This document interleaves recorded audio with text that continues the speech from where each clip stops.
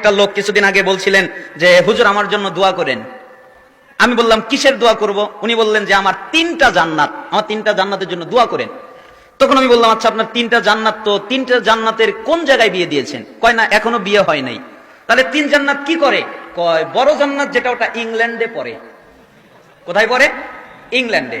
তা আমি বললাম ওটা তো অমুসলিমদের রাষ্ট্র, ওই রাষ্ট্রে পড়ে কি দিন রাখতে পারে? তা পর্দায় কি চলে? কয় বলি কিন্তু শোনে না। এখন ওই লোককে আমি কি দিয়ে বুঝাই?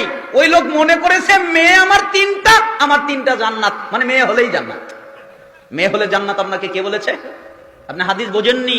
রাসূল সাল্লাল্লাহু আলাইহি ওয়াসাল্লাম বলেছেন যার 3টা, 1টা 2টা, যার মেয়ে হলো, মেয়েকে উত্তম ভাবে লালন পালন করলো।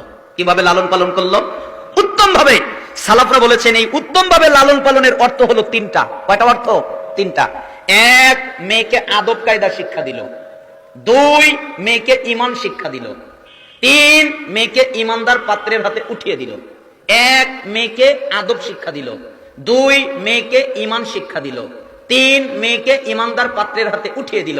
আপনি মেয়েকে আদবও শিক্ষা দেননি, আপনি মেয়েকে ঈমানও শিক্ষা দেননি, আপনি ঈমানদার পাত্রের হাতেও দেননি, দিয়েছেন বেঈমানের হাতে। ওই মেয়ে আপনার জন্য জান্নাতে যাওয়ার মাধ্যম নয়, ওই মেয়ে আপনাকে জাহান্নামে টেনে নিয়ে যাবে।